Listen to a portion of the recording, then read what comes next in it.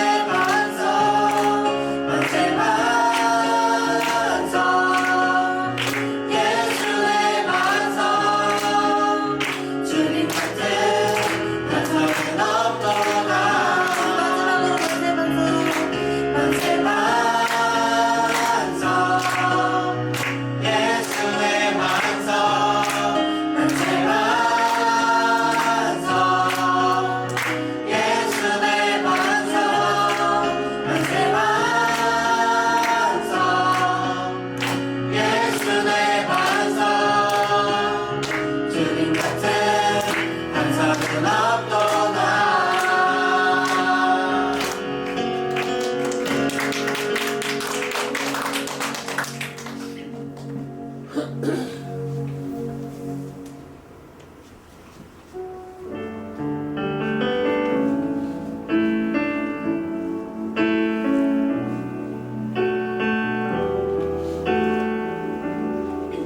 함께 고백하겠습니다.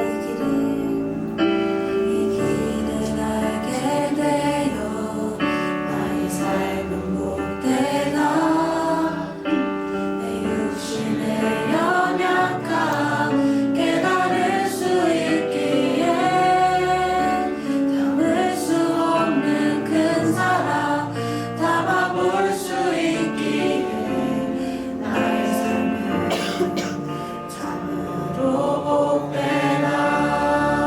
다시 한번 이 길을 알게 되어 나의 삶은 복되다.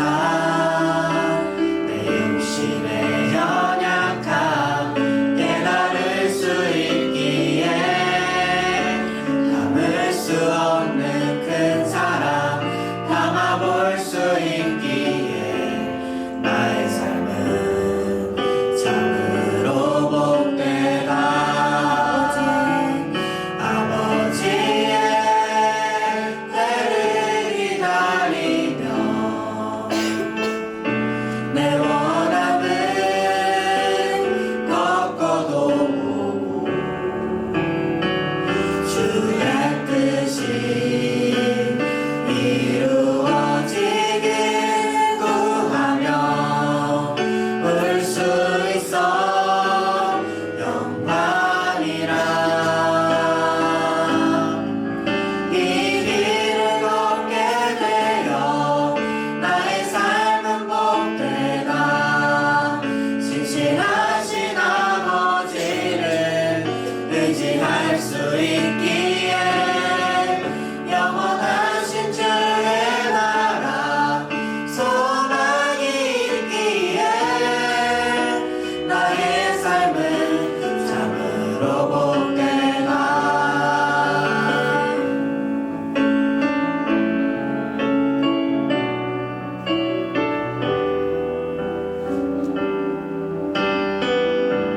다시 한번 고백하겠습니다. 이 길을 알게 되어 나의 삶은 복되다.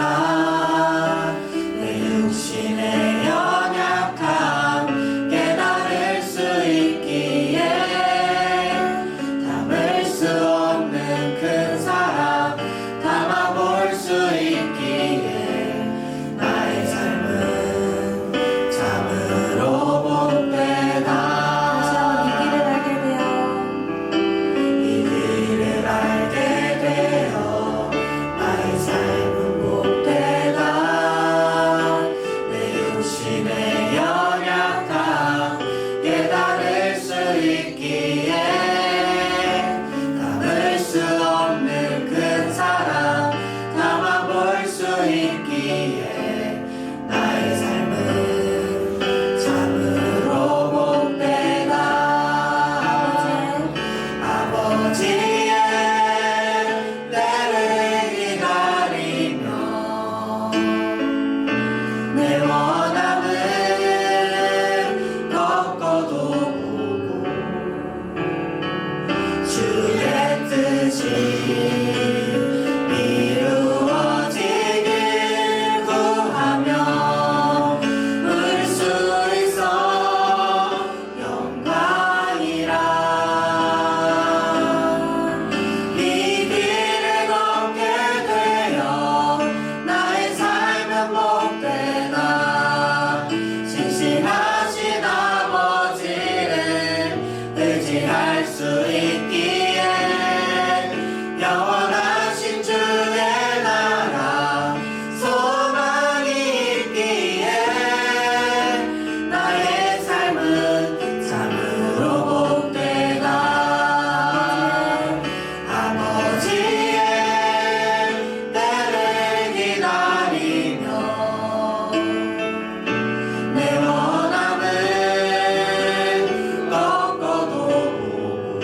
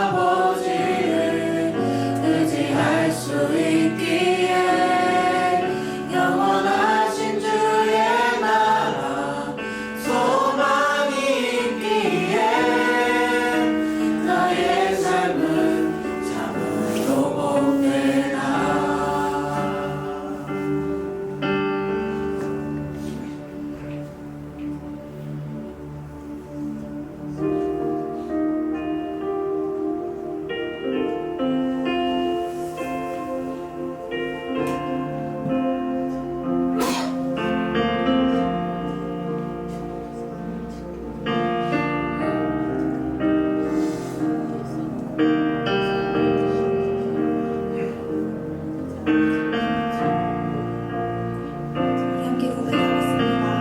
나의 사랑, 나의 사랑, 너는 어여쁘고 장기하다 어느 보석보다 귀하다. 내가 사랑스럽지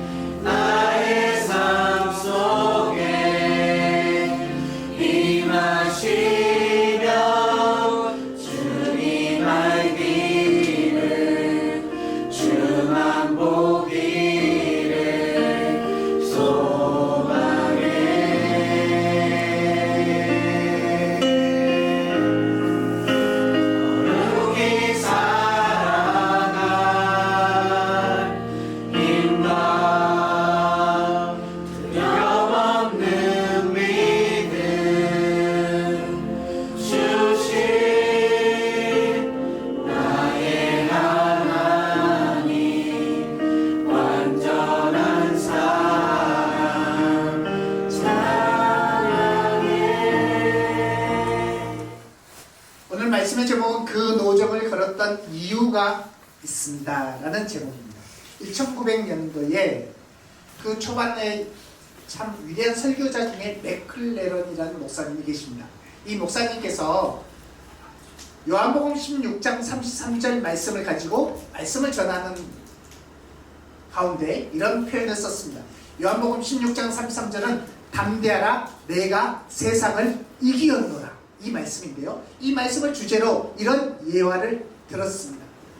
우리가 사는 이 시대는 세상을 정복한 듯이 보이는데 그렇게 정복한 듯이 보이는 자들이 세상에 거꾸로 정복당하는 사람들이 많습니다. 그러면서 한 포로의 이야기를 했습니다. 한 포로가 저 멀리 장군을 향해서 이렇게 외쳤습니다. 장군님, 제가 포로를 잡았습니다. 그랬더니 저 위쪽에 고지에 있던 장군이 그래, 그러면 그 포로를 데리고 올라와라 했어요. 그랬더니 하는 말이 이 포로가 데리고 가려고 해도 안 옵니다 이렇게 말을 했다는 거죠. 그러니까 아니 데리고 오라니까 이렇게 또 얘기를 했어요. 그랬는데도 반응이 없는 거죠. 그래서 그러면 그 포로 놔두고 너라도 올라와 이렇게 위에서 고지에서 외쳤다고 합니다. 그랬더니 이 병사왈 그자가 저를 보내주지 않습니다 이렇게 외쳤다고 합니다. 1900년도 초반이니까 여기저기 막 전쟁이 일어난 때였어요. 그러니 포로는 잡았는데 나중에 그 포로에게 잡힌 병사가 되었대요. 이게 세상 가운데서 제가 세상을 딱 붙들고 제가 이제 서 있습니다 했는데 세상 속에 들어가 가지고 예배드리자 했는데 저는 여기가 좋사오니 안 갈게요 하고 세상 속에 남아있는 사람들이 생겨서 이 맥클레런 목사님이 이런 예화를 들었다는 거죠. 지금 우리가 살아가는 이 삶에서도 저 사람은 참 성공했어 이렇게 보이는데 세상 속에 잡혀있는 사람도 있고요. 우리가 살아가는 인생 가운데도 이곳 저곳에서 발견할 수가 있고 성경 안에서도 우리가 볼 수가 있습니다. 성경 안에서 우리가 보다 보면 출애굽을 했을 때 오늘 우리가 이 노정을 우리가 함께 봤단 말이죠. 라암셋에서부터 시작되었던 홍해를 건넌 사건. 홍해를 건너고 나서 그 많은 사람들이 홍해를 기적적으로 바다 속을 통과해서 건너왔단 말이죠. 그리고 구원을 받았어요. 그런데 구원받은 이 1세대가 어디서 죽었는가? 저들은 가나안 땅으로 인도함을 받기 위하여서 하나님이 출애굽을 시켜줬는데 광야에서 먹고 살다가 죽었습니다. 마치 내가 구원받았습니다 했는데 구원받은 사람이 가나안 땅에 들어가야 되는데 가나안 땅에 들어가기 전에 광야에서 그냥 먹고 살다가 때가 되니 죽게 되었더라. 마치 그 병사처럼 포로가 저를 보내주지 않습니다 이렇게 말하는 것 같습니다. 지금 읽은 우리 민수기 33장 1절에서 49절에 있는 말씀 가운데는 이 백성들이 어떻게 해서 그 길을 지나왔는지를 자세하게 지명 하나하나 소개하면서 알려주고 있어요. 그 지명이 무려 42개가 됩니다. 그런데 이 42개나 되는 지명이 우리가 익숙한 지명도 있고 그렇지 않은 지명도 있어요. 그런데 하나님은 왜 이 지명들을 이 모세를 통해서 우리가 이런 데 지나왔고 여기서 진을 쳤고 여기를 떠났고 다시 또 여기에 진을 쳤고 여기를 또 떠났고 해가지고 지금 어디에 와 있는가? 모압 평지에 와 있습니다. 라암셋에서부터 애굽에서부터 시작했던 이 출애굽의 여정이 지금 모압 평지에 와 있는 것입니다. 그래서 저들은 어떻게 여기까지 오게 되었는지를 1절, 2절 말씀에서 소개를 하고 있는데 우리 1절과 2절 말씀을 보여주십시오. 제가 1절을 읽고 여러분들이 2절을 읽어주십시오. 모세와 아론의 인도로 대오를 갖추어 애굽을 떠난 이스라엘 자손들의 노정은 이러하니라. 모세가 여호와의 명령대로 그 노정을 따라 그들이 행한 것을 기록하였으니 그들이 나름대로의 노정은 이러 이라. 네. 여기 보면 저들이 걸어왔던 노정은 어떻게 시작되었는지를 말하고 있습니다. 오늘 1절과 2절 그리고 그 이후에 기록된 말씀을 통하여서 저들이 걸어온 모든 길은 어떻게 걸었을까? 걸었던 핵심적인 키워드가 되는 말씀이 두 개 있는데요. 1절에 있는 대오를 갖추었다는 말입니다. 그들이 노정을 어디를 가든지 또 떠나든지 진을 치든지 움직일 때 행진할 때는 대오를 갖추었다는 거죠. 대오를 갖추었다는 것은 이스라엘 백성들에게는 좀 어울리지 않습니다. 이스라엘 백성들은 람셋, 그러니까 애굽에 있을 때는 어떤 신분이었는가? 노예였어요. 노예들은 여기서 일 시키면 일을 하고, 벽돌을 구우라면 벽돌을 굽고, 저기에서 물을 길어오라면 물을 길어오고, 군대처럼 움직이는 사람이 아니라 시키는 일을 하는 사람들. 저들이 출발할 때, 홍해를 통과할 때 대오를 갖추지 않았습니다. 그런데요, 저들이 말씀을 받고 하나님께서 어떻게 행진할 것을 안내를 해주고 나서는 군대처럼 대오를 갖췄어요. 대오를 갖췄다는 것은 우리의 삶 가운데 질서가 생겼다는 말과 같습니다. 이 이스라엘 백성들은 저들이 노예 신분으로 살아가는 사람들이 아니라 하나님의 백성으로 살아가야 되는데, 하나님의 백성으로 살아가는 사람은 그냥 우왕좌왕 여기로 갈까 저기로 갈까, 이 산으로 올라갔다가 저 산으로 올라갔다가 여기가 아닌가 보구나 하고 또 내려가고, 이렇게 살아가는 것이 아니라 질서가 있다는 거예요. 어떤 질서냐? 하나님의 말씀이 기준이 되는 질서가 있었다는 거예요. 여기 보면 1절에서 대오를 갖췄는데 누구의 인도로 대오를 갖췄는가? 모세와 아론의 인도로 대오를 갖췄대요. 리더십의 인도를 따랐다는 거죠. 그러면 모세가 모든 것의 인도자였는가? 아니죠. 2절을 보십시오. 모세가 누구의 명령대로요? 여호와의 명령대로요. 하나님의 명령을 받은 모세와 아론의 인도함을 따라서 질서를 갖추어서 대오를 갖추어서 저들이 행진하였다는 것입니다. 그래야 우리 안에 있는 노예의 습성, 시키는 대로 하고 싶은 습성이 사람에게는 있거든요. 그게 습관이 편하거든요. 사람은요, 오랜 동안 이 감옥에서 지내거나 누군가의 틀 안에서 지내다가 스스로 뭔가를 하는 것이 어려운 존재가 사람입니다.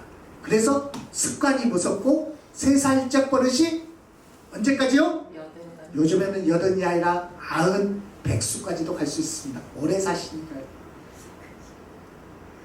우리의 이 세살적 버릇을 생각하는 것은 우리 안에 틀로 메어져 있는 것들로 살아가는 존재, 그런 존재가 인간의 나약함이 있는데, 우리는 그러한 존재로 살아가는 것이 아니라 백성들이 대오를 갖추었던 것처럼 여호와의 명령을 따른 모세의 인도함을 받았던 것처럼 우리는 하나님의 말씀을 기준 삼아서 하나님이 인도하시는 대로 걸어가야 거기에 우리의 노예의 습성이 떠나가게 되고 하나님의 인도함을 받아서 재창조가 일어나고 질서가 부여가 되고 우리가 걸어가는 곳이 의미가 있는 장소가 되더라는 것입니다. 두 번째 키워드가 있습니다. 두 번째 키워드는 우리가 이 본문 말씀 가운데 그 다음 PPT를 보여주십시오. 5절 말씀 보시면 이스라엘 자손이 람셋을 어떻게 했대요? 떠났대요.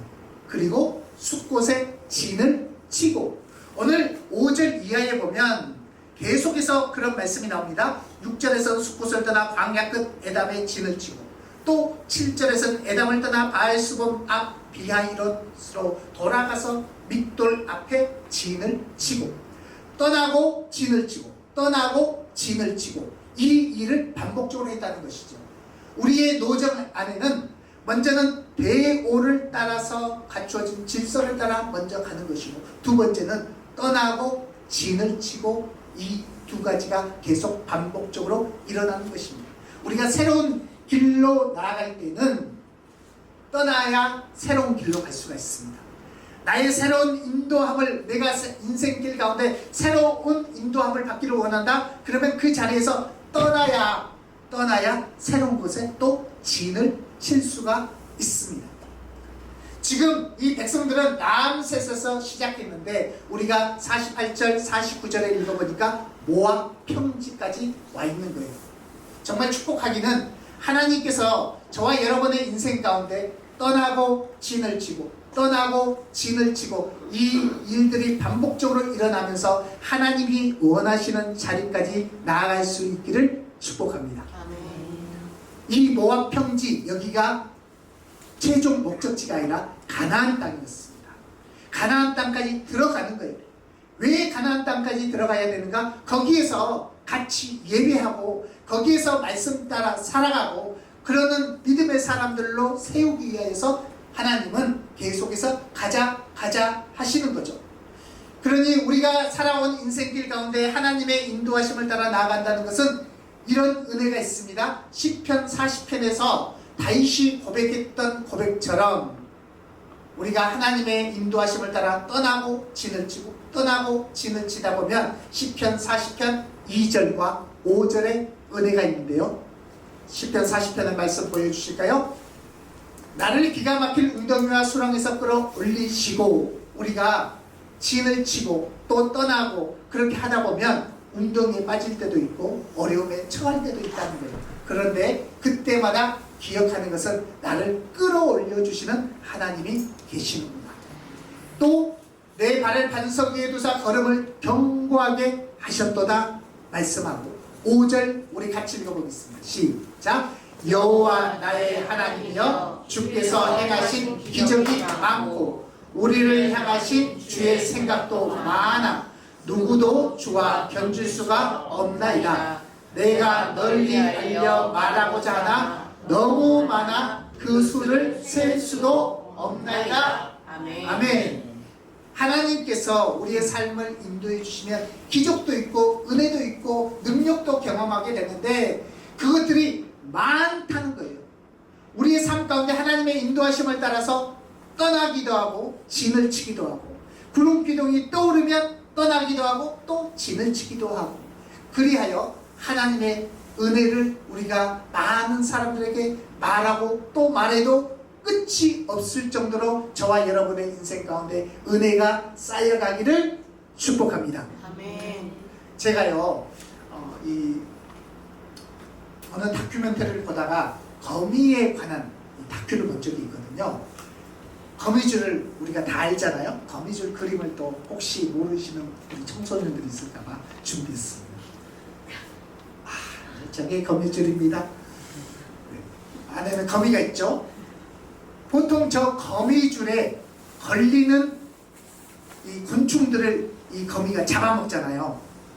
저는 시골에서 제가 또 시골 하니까 좀 그러네요. 제가 아일랜드에서 제가 지냈을 때에 이 거미줄을 이 대나무에 동그란 대나무를 만들어 가지고 거기에 거미를 계속 거미줄을 이렇게 넣으면은 이게 하나의 잠자리채가 됩니다. 요즘에는 잠자리채로 잡으면 되지만 제가 이 아일랜드에 있을 때는 잠자리채 대신에 이걸로 곤충을 잡았어요. 그런데 이 거미가 보시면 여러분 그 거미줄이 이렇게 촘촘히 저기 구성이 되어 있는데 거미의 줄에 뭔가 딱 걸리면 그 거미가 이동해서 돌돌돌돌 감아서 이렇게 나중에 먹게 되거든요. 그런데 저 거미는 이동할 때 저기에 끈끈이 같은 액체가 붙어 있는데 어떻게 이동을 할까 했더니 그 다큐에서 보니까요, 거미는 이 거미줄이 다 끈끈이가 있는 게 아니고 끈끈이가 없는 부분이 있대요. 그 부분을 딛고 간대요. 그러다가 잘못 디딜 때는 거미는 거미 그 다리에 털이 있어가지고 쉽게 이렇게 갈 수 있도록 너무 거미 끈끈한 부분을 또 많이 지나다 보면 자신도 거기에 갇히게 되는 거죠. 그렇기 때문에 끈끈하지 않는 부분을 딛고 이렇게 가더라는 거예요. 이 곤충도 자기가 어떻게 해야 살 수가 있는지를 알아서 끈끈이가 없는 부분을 딛고 그렇게 해서 살아갔는데 하물며 우리가 하나님의 형상을 따라 만든 우리가 하나님의 형상을 따라 우리가 살아가는 우리가 하나님의 인도를 받는 것은 너무나 귀한 거죠. 하나님이 야 여기서 우리 진을 칠까 하면 진을 치고 야 거기 너무 좋잖아. 그래도 떠나자 하면 또 떠나고, 이 훈련이 저와 여러분 가운데 계속될 때 하나님께서 우리의 삶을 은혜 가운데로 인도하시더라는 거예요. 그런데요, 이 노정을 걸어갈 때에 중요한 이 마음의 키워드가 있습니다. 내 마음에 가져야 되는 키워드, 그것은 소망입니다. 소망, 희망입니다. 내가 이 광야길을 왜 걸어가는가? 라암셋에서부터 시작된 이 광야길, 여기서 또 일어나고 또 진을 치고 또 떠나고, 이 장막을 걷었다 또 폈다, 말뚝을 박았다 또 뽑았다, 이 반복적인 일을 왜 내가 하고 있는가? 마음 안에 소망이 있기 때문에. 가나안 땅에 가고자 하는 소망, 하나님의 자녀로서 살아가고자 하는 소망. 정말 우리 이음 가족들에게 축복하기는, 저와 여러분의 마음 안에는 하나님의 나라를 갈 때까지 이 소망이 사그러들지 않기를 축복합니다. 아멘. 하나님은요, 우리에게 장래의 소망을 주시는 분이에요. 그 소망을 에레미야에서는 31장 17절에서 말씀하고 있는데요, 에레미야 31장의 상황은 그런 것이죠. 에레미야는 너희들 바벨론 포로로 끌려가, 바벨론에서 살아, 거기에서 70년 동안 살아야 돼, 이 메시지를 전하는 거예요. 그런데 이 에레미야 31장 17절 보여주십시오. 17절 말씀을 보면은 너의 장래에 뭐가 있을 거라? 소망이 있을 것이라. 너의 자녀가 자기들의 지경으로 돌아오리라. 여호와의 말씀이니라.